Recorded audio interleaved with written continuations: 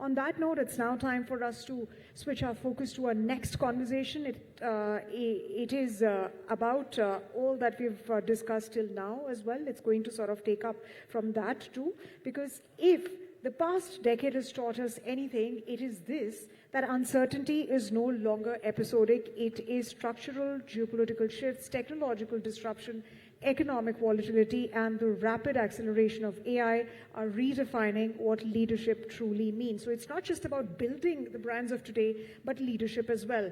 The question is, what does it take to lead in such an era, and what skills must tomorrow's CEOs cultivate? More importantly, how must strategy evolve when change itself is the only constant?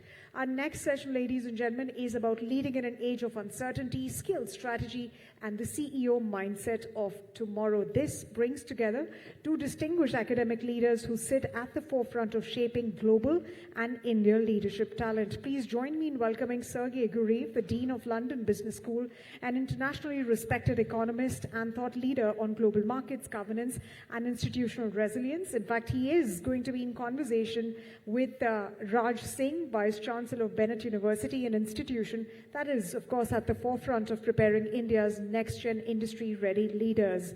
May I please now request Mr. Raj to kindly come up on the stage. Mr. Singh, if you could please come up on stage and kindly carry forward this discussion.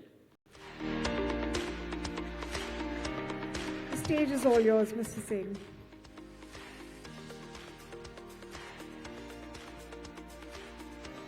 It's such a pleasure to talk to you, Sergey, this afternoon. Yeah.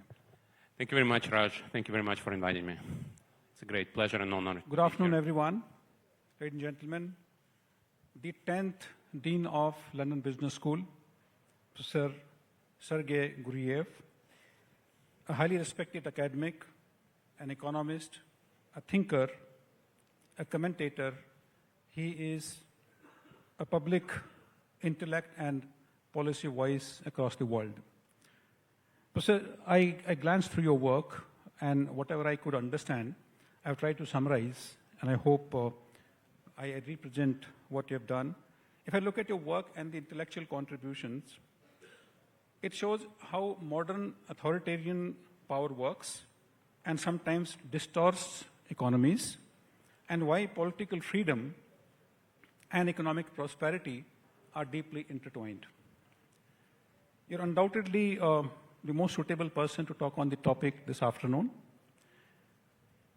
Last almost 1 year, we have seen some of the most engaging geopolitical discussions. They've been as captivating as the Bollywood thrillers in Indian context. They've been as prosaic as they've been poetic. There's so much to talk on what has happened and how it sets a direction for the future. But let me start with a few questions which I have listed. And the first one will talk about the decision making. In the age defined by geopolitical shocks, AI disruptions, and fragile supply chains, how should leaders cultivate epistemic humility without appearing indecisive? Yes, thank you very much, Raj. And once again, thank you, the organizers of the Global Business Summit, for inviting me. For LBS, India is the most important country in the world. Actually, we are a global business school, and we make sure that among 6 students in a study group, we have at least 5 nationalities. So we cannot have any more than 15 or 20% of any nationality in the study group, in the MBA program, in any program. And India is actually the biggest nationality at LBS, driving our success. And for us, having a great contribution to Indian business success, to the business community which is driving this country forward, is an important part of what we are doing. As a dean, I report to a governing body, the board, and I have 2 Indian board members, Mr. Kumar Birla, who is our alumnus, and another alumnus, Raj Rao, who is a president and chief operating officer of Global Infrastructure Partners and member of Executive Committee of BlackRock. So for me, coming here is very, very important. Answering your question, Raj, is difficult because indeed we have this decade of disruption and century of change. So change is indeed something that leaders need to embrace. At the same time, you need to provide a long-term vision. And this is the most important trade-off every leader faces. Without dictating your vision on everybody, because if you dictate your vision, you also lose the incentives and empowerment of your colleagues, of your team, to contribute to the innovation and agility. So how can you actually encourage both agility and innovation on one side, which is needed because, as you rightly said, last year we saw so much change, so much uncertainty. As an economist, I can tell you that we know how to measure uncertainty, and so last year was unprecedented uncertainty. We've never seen that much uncertainty in global economy and US economy for that matter. And at the same time, you combine agility and innovation with a long-term vision and guidance. And the only way to do that for any leader is to be honest with your colleagues and explain to them, this is what we are, this is what we are not going to change, whatever happens, and this is what we can change, how we innovate. And for example, when I think about my own organization, London Business School, I'm saying, we are a global business school, we'll always be a global business school. We are an academic rigor excellence institution. Whatever we do, we want to produce new ideas, new research, thought leadership at a very high global frontier. We are also close to real business, and this is what we are, and this is what we are not going to change. But how we teach, what we teach, where we teach is something that we are happy to innovate, because the world is changing and we need to change with this. So being very clear on what is the long-term vision, what is the DNA of the organization, and what needs to be innovated, changed constantly. I think this clarity and transparency is very important. You have more or less answered my next question, which was about the central command and control versus decentralized intelligence of the people being used. As a follow-up, may I ask you, can there be some institutional mechanisms wherein you can update the beliefs quickly without compromising with the strategic coherence? Yes, on centralization, decentralization, and updating the beliefs, I think one other thing is the world is not only, the world is not just moving fast, it's also complex. No single individual can solve all the problems and provide all the answers. So you must seek feedback.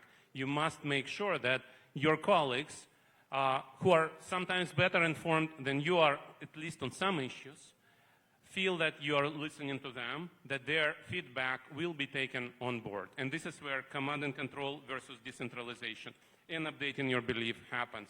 You have to seek the feedback proactively. And this is, I'm sure people in this room would sympathize with that. That's actually not easy, especially when feedback is critical.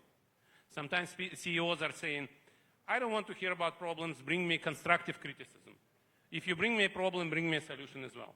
But the problem there is, if problem emerges in one part of organization, solution may actually be produced in another part or even outside the organization. And then it is role of the CEO to bring those things together and not say, if you're bringing me a problem without a solution, I don't want to listen to you.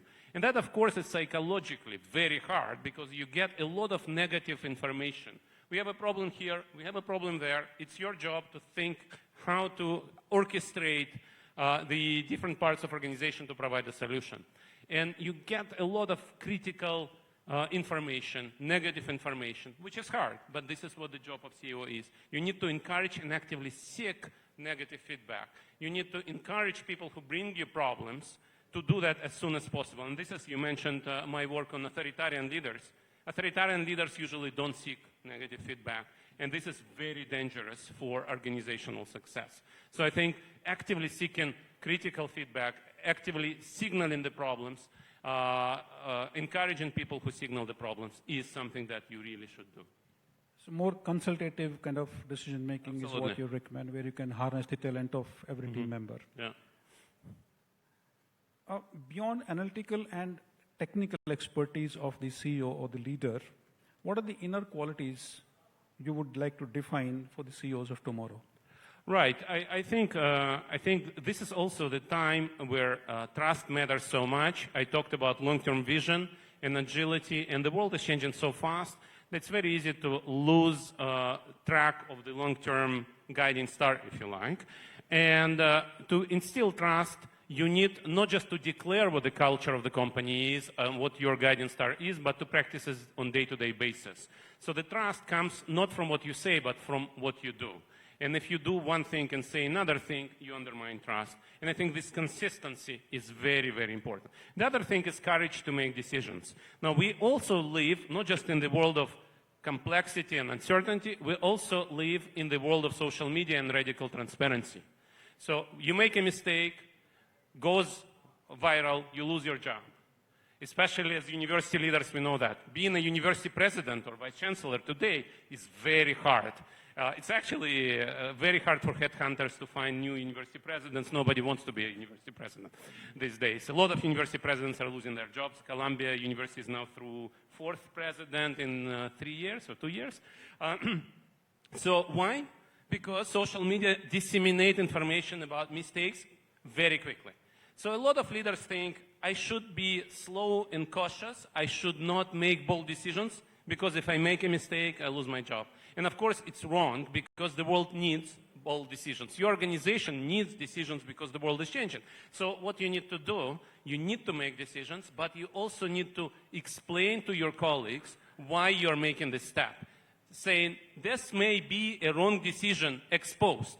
Ex ante, this is the logic, this is the argument, this is the evidence I've collected to make this bold step. It's a risky step, but I'm making it because the organization needs to make a decision, needs to change. And once you are transparent about this, and once you have the trust of your colleagues that you are doing that not because of your ego, not because of selfish reasons, but because you want to benefit the organization and move it further in pursuing its mission, then you can be forgiven even if the decision is a mistake after the fact. So I think this courage to be transparent about being able to make decisions which are risky, I think it's very, very important part of the CEO's mindset today in the world of uncertainty and transparency. Thank you. It's a great answer, I believe. This takes me to my next question, which is somewhat related. You know, we are passing through the periods of uncertainty which generate collective anxiety among the people in organization. How should leaders communicate during volatile times like the ones we are facing today in terms of distinguishing transparent reassurance and false optimism? And how can the leaders avoid becoming either alarmist or complacent? That's a great question. And for example, my colleague said, Sergey, when you say that this is an existential threat to our organization, don't use the word existential, because it's false alarmism. Even if the threat is very important, say substantial threat.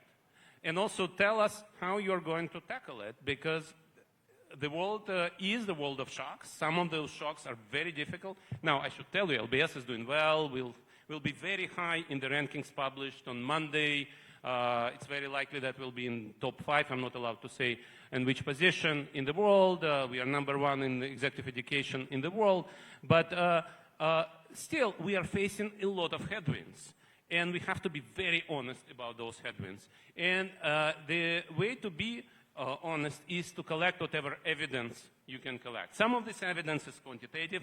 Some of this evidence is subjective. So we need to make a leap of faith. We are at the frontier, so the things we are doing has not been done before. So by definition, there is no market analysis that can inform me when I want to try out this way of teaching with AI or teaching this program on AI.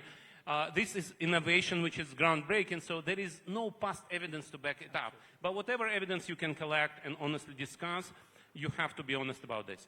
At the same time, about optimism. When you talk to your colleagues in the organization, at the very top level, the decisions you are making is not, these decisions cannot make everybody happy, right? Because eventually it's about allocating resources across priorities. This colleague believes that their division is most important. The other colleague believes their division is more important. And you need to allocate resources across priorities. And this is what CEOs are paid for. And once you make this decision under scarce resource constraint, you will make somebody less happy. And this is the nature of CEO's job. And this is what we communicate to colleagues saying, look, When we walk out of this room, unfortunately, some of you will be less happy than you expected. And once you're honest about this, once you identify trade-offs and tensions, I think this transparency helps you to make those difficult decisions. Great. I think it's all the more difficult in academia, particularly to convince people, Yeah. where everyone has very, very strong opinions Yeah. at times.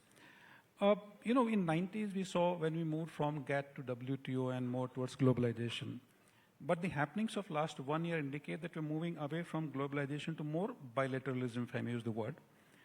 How should CEOs design strategies when the rules of the game themselves are changing? Sanctions, political risk, regulatory shifts, technological discontinuities. How to trade off between optionality and efficiency as a CEO or the leader in the organization? Right. I'm still a big believer in globalization, and it's not a coincidence that I'm Dean of London Business School, which is a global business school, which is especially important today because when other institutions, especially American institutions, are forced to retreat from multilateralism, globalization, institutions who care about global classroom really are important for bringing students and faculty from all over the world to learn how to work and study together, because the future of business is still global, whether it's through multilateral deals or bilateral deals. And I fully agree with you that last year was very difficult for people who believe in globalization.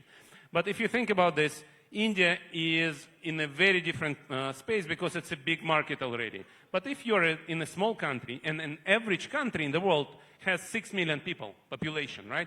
What can you do in innovative space when your market size is 6 million people? You cannot innovate. You cannot develop a big new breakthrough product or service. You cannot invest in R&D. So globalization is really critical for including people living in smaller countries into this innovative mindset. And in that sense, access to big markets is really important, and I would like to salute the Indian government again for signing those breakthrough trade deals in recent months. Because it also matters not just for India, but for smaller European countries, and I live in a reasonably mid-sized country, UK, but it's also, UK market is still too small if we want to have breakthrough innovation products and services.